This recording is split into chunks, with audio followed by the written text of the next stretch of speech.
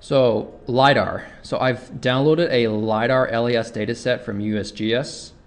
I'm not going to go over how I did it because you guys remember how to do it. But when you download it, it's going to come in as a zip file. So all you need to do is extract it. So I'm going to extract it. And it's going to be huge. That's good because it's going to be basically a ton of points. You're going to get like, I don't know, 20 million points within this shapefile. It's going to be massive. But there's some really, really cool things you can do with this information, and I'll show you how to process that.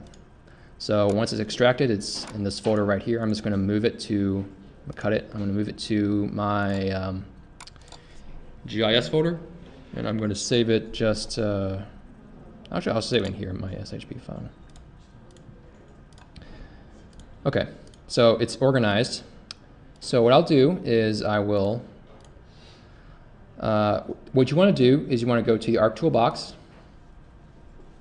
You want to go to, I believe it's data management, and I believe it's LAS Dataset.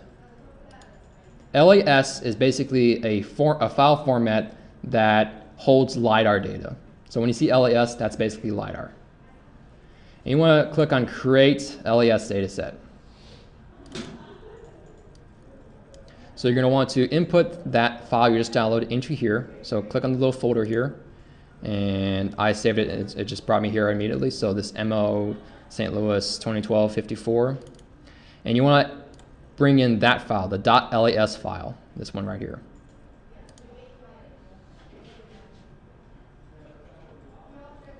So when that's finished, you're going to want to save it in a location. This is just basically going to be a data set that holds the data, but doesn't actually, it sort of references the data, but doesn't actually, the data still is going to exist within this location here, if that makes any sense.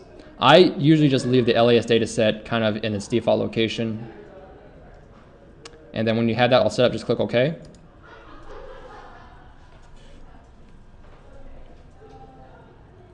And just give it a second. So when it's done, you see this little red box. That red box indicates the extents of your LAS dataset. So let me do something real quick. I'm going to turn off the roads layer. And I'm going to turn the structures to a no fill color. If you zoom into this map now, you begin to see that the points of the LAS dataset begin to fill in the map. So basically, every single one of these points was what I described in the little image I showed you guys. Is basically each of these points represents a point where the laser that was being shot out of the UAV hit a surface and then was recorded in the GPS tracker of the airplane or whatever that collected this data. So this is, in essence, pure elevation data. And from this, you can generate some very, very, very accurate topographic information. So there are a few ways you can start to first analyze this information in very basic ways. If you right-click on your toolbar up here, you can bring up the LAS Dataset toolbar. And from here, you can do a few things. First, you can visualize it as points, as it's doing right now. Or if you click on this option here, it's going to visualize it as a mesh. So this is maybe a little bit more a cleaner way to visualize that kind of information.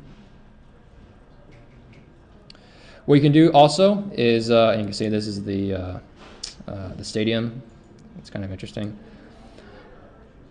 One cool thing you can do is you can click on this thing called Profile View. So let's say you want to get a profile of the arch grounds. What you do is you click on this little profile tool here, and you're gonna basically draw a section. So you click once, click again, and then click again. It's going to create a box within which it's going to sample the points that exist within that box. If you finish it, what you're going to see is basically, the point data set within an elevation view. So this is the arch, as you can see here. As you can see, it's a very nice, clean data set. And you can see the trees. This is what's cool about it, is you can actually see the ground and the tree relationship to that. But for instance, if you do something like a street section, so let's say we want to get a section of this area right here, you can do that as well. And as you can see, if you make the box too big, your mouse turns into this stop signal, stop icon. That means it's basically sampling too many points. There's a limit to how many points you can sample with this method. But this is basically in essence, a street section of this area. So this technique, in my opinion, is a very good way. Say you need to do some urban design street sections of a particular part of the city. You can use this to quickly get accurate building elevations and accurate tree elevations and accurate ground elevations, and use this as a reference for those diagrams. At the office, we use this for that particular use if you want to do that kind of diagram. Let's say you want to do a street elevation of let's say, Washington Avenue. Also, what you can do actually is you can go to the LAS Dataset toolbar here. You can click on the profile tool options, and then you can increase the point budget. What this means is basically how many points you want to put into the profile. So if you just make this the biggest option here of 150,000, and this will allow you to select more points. So let's do a profile of, say, Washington Avenue. So let's do something like that maybe. And you can see a very cool sectional diagram that you can use for, say, renderings and diagrams and that kind of thing. You see, it's just pure elevation data, so it's very, very, very nice. Now, how do you get this image out of here and into, say, your AutoCAD or Photoshop?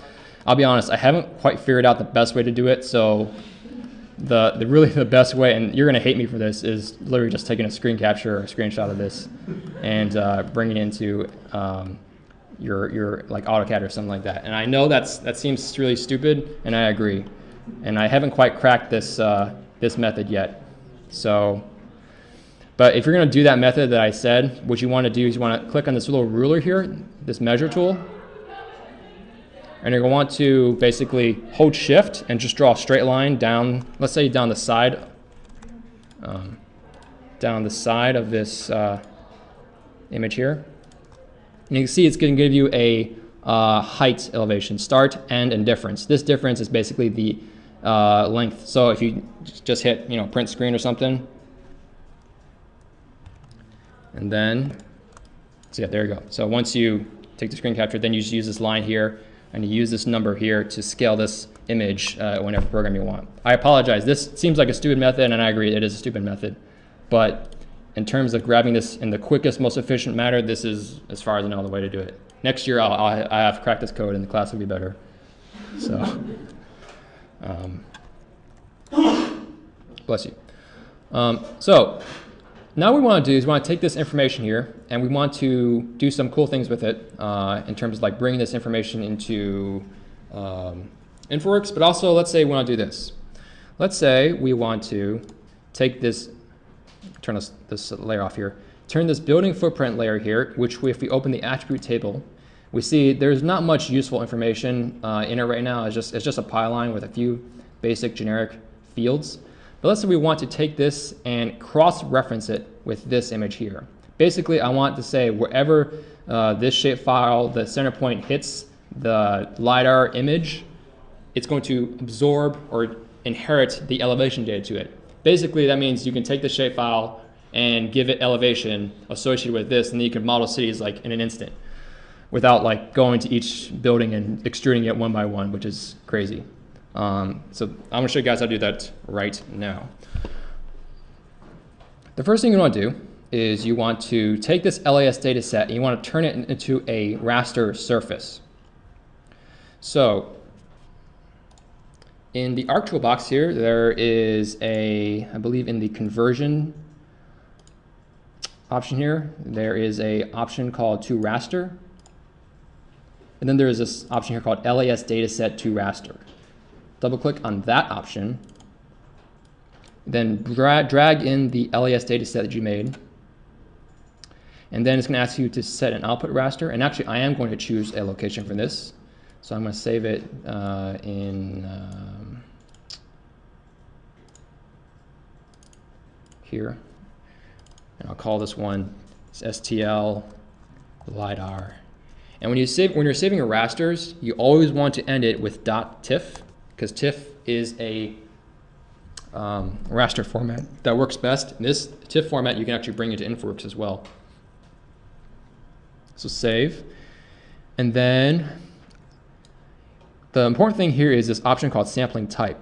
It's in cell size. So cell size basically means this number 10, it basically means 10 units by 10 units is going to be the cell size, or the pixel size of your final raster. So if the units of your image are in feet, it's going to be 10 feet by 10 feet, and you get the picture here. So this number here you want to kind of play with to see until you get a resolution that makes sense for you. I think in this case we can actually do 1, because this isn't that big of an area. So with all that set up, just click OK and give it a second. Were you the one that's telling us about giving? Okay, so when you finish that process, this is what you get. And this is pretty cool because it's basically a continuous data set of all the buildings in St. Louis. As you can see, it's basically, it took that point cloud data set and turned it into, it just interpolated the spaces in between and basically made a raster data set. So what can you do with raster data sets? Well, you can take contours from this. You can bring this into Infoworks and build models with it. But let's say, for instance, just as a dumb example, you want to take a contour of the stadium here. So I'm going to zoom into that area here. I'm going to just do quickly spatial analyst, surface, contour. Bring that in there. Contour interval of say 2, Z factor 3.28084 to turn it into feet. And important, I don't want to do the whole thing, so I'll set the processing extent to same as display. Okay. And there. So you could, in theory, export these contour lines into Rhino, and then you have a contour drawing of a building that you can use to, say, maybe reference that and use that to help, say, model this piece of building if you wanted to model it or whatever you want. So with this raster data set, you can do all that kind of stuff that you could normally do with any other raster, which is pretty cool. But what I want to show you guys is how you can take this building layer and add elevation data to it. So what you want to do first is you want to take this building layer here and want to turn these into points. So go to Arc Toolbox, go to the data management toolbar here, go to features, and then there's an option called feature to point. Just double click on that, drag in the building layer into the first line here, and then it's going to ask you to have a location for this. Since this point option is just going to be temporary, I don't really care where this is saved, so I'm just going to save it to default geodatabase. And extremely important, you want to make sure it's have the inside checkbox selected, because sometimes if the shapefile has a strange geometry, it might try to find the centroid of it, which might be outside of the actual shapefile.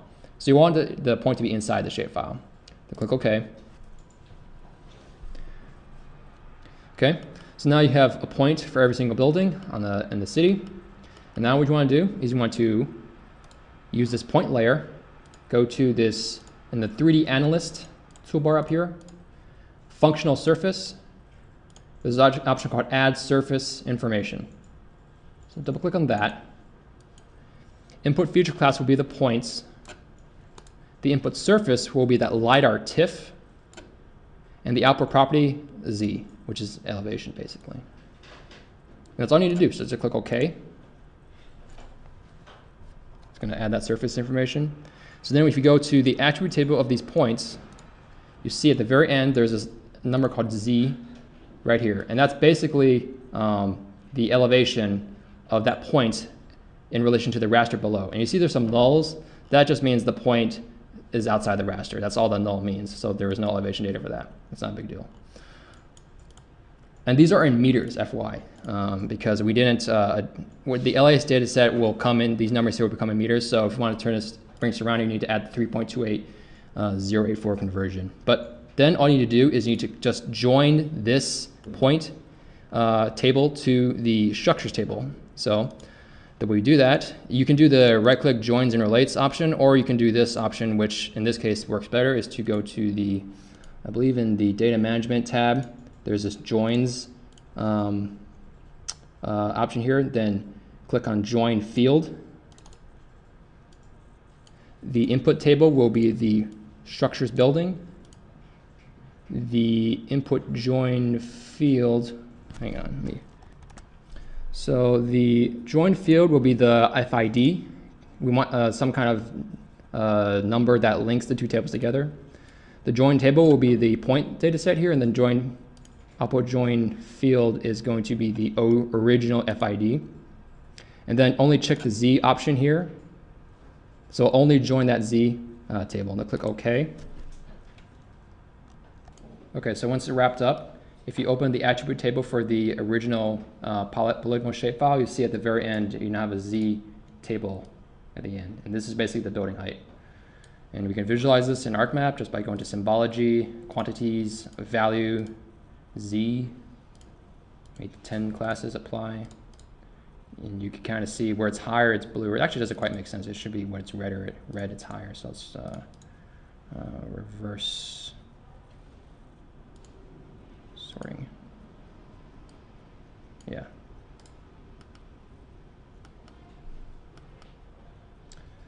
So what we're going to do now is we're going to add a field, call it elevation,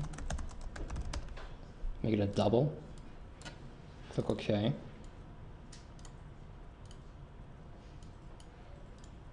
Field calculator, elevation equals Z times 3.28084 to turn it into feet. Then you right click that guy, export to CAD. I'm saving it on my desktop. STL buildings is the CAD name I'll give it. Go to environments. Actually, let me double check. Let me see what my coordinate system is. It's actually not, it's actually the UTM zone 15N, which is in meters. Actually, I want to change it to Missouri East feet, like that. Now it works. So I'll go to data, export to CAD, STL buildings, environments, output coordinates, same as display. Pressing extent, we're just going to do everything, so I'm not going to adjust that. Cartography, same as display. Okay, okay.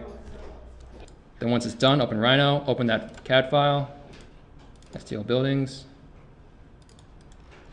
and there it is. There's your building. Model at all the correct elevations. And the reason it looks wrong is because the model units are in meters, so we actually need to fix that. So I'm gonna just make a new file, make it in feet. Now I will import the CAD file.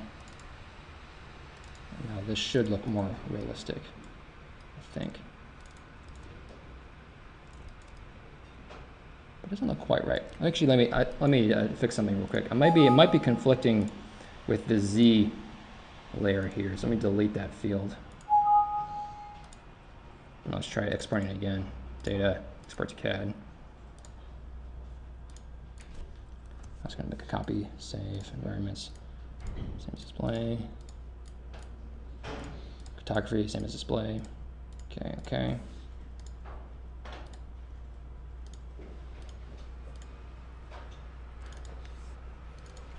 Import. Yes, that's a lot more better. You can kind of see the actual tall buildings actually look tall. The low buildings look low. And then obviously the buildings with no elevation are null, so they're down there. But yeah, this is in a nutshell how you can basically get the building heights for entire urban regions really, really quickly. And they can use this to basically model cities very quickly. All right, guys, here we go. This is going to be the worst tutorial I've ever done in my life. Here we go. What I'm going to do is I'm going to take this base layer here, because all I want is the surface down here, and I'm actually going to use a different technique. I'm going to do conversion to shapefile. No, I think it's from raster. Yeah, from raster to point.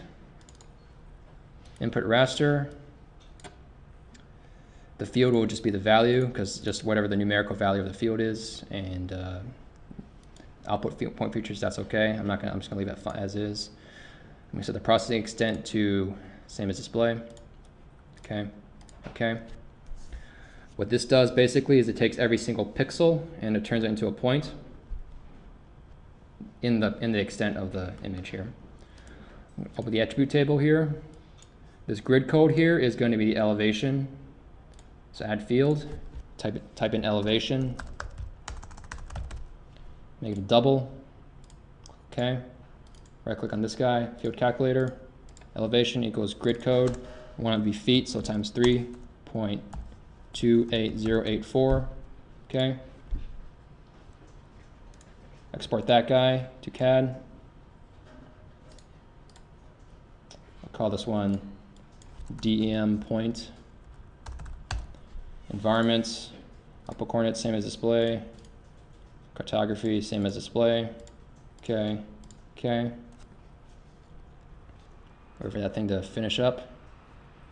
Remove it once it finishes exporting. Go back to Rhino with these building layers here. Import DM point. So what you have here is basically a point cloud. Delete some of these default layers real quick of the site. You can see like the buildings are just kind of like hovering above the site. So this is, you need the building height and you need the ground level. I'm gonna use these points here, open Grasshopper. I'm gonna just go top view real quick. Grasshopper, use the set multiple points. Use the surf or point to surf, I think. What was it again? Surf from point. Yeah. Surface from points. Plug in these points into this guy here. I need to count the number of points within the U direction, so I believe it's going to be like that. That is going to be 66. So I believe you need to add 1 to that number, so 67 I believe is the option. No, maybe it's actually just 66. There we go.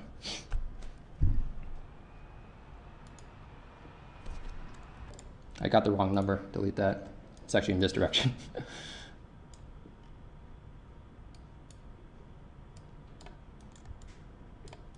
Like I said, this is where the tutorial becomes bad.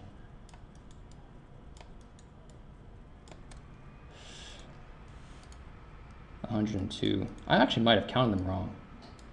Let me just double check. 102.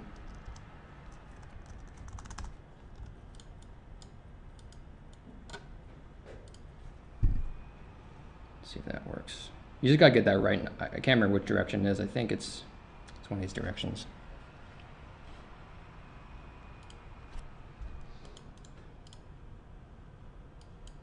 That might have worked. All right, it worked. All right, got a surface now. So now we're gonna take this, set the buildings as one layer, set multiple curves, select objects, enter. I think you guys can figure out the rest at this point, but I'll just show you. Get the area. I think you need to project onto a surface. So we're going to project point onto a shape here. So we're going to project this point, the centroid, in the Z direction onto this surface here. All we want to get is the distance from the height of the building to the surface, basically. So I'm projecting it. And because we're using a surface, it's going to take forever. That method sucks. Let me try a new method. Take these points, Delaunay mesh, flatten.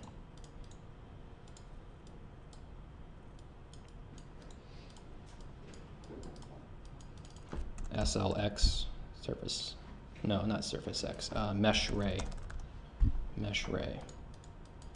mesh, start points are the C, in the Z direction.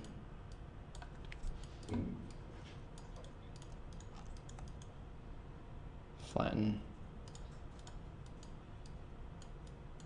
Why is it not working?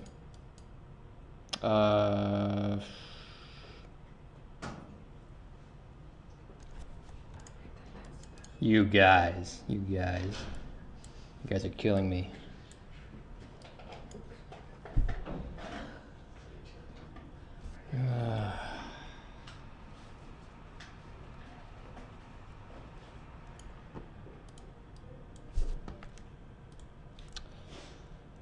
And there you go. Using a simple Grasshopper script, you have turned this into a model. And you see there's some problems, obviously, like obviously the arch does not look like that.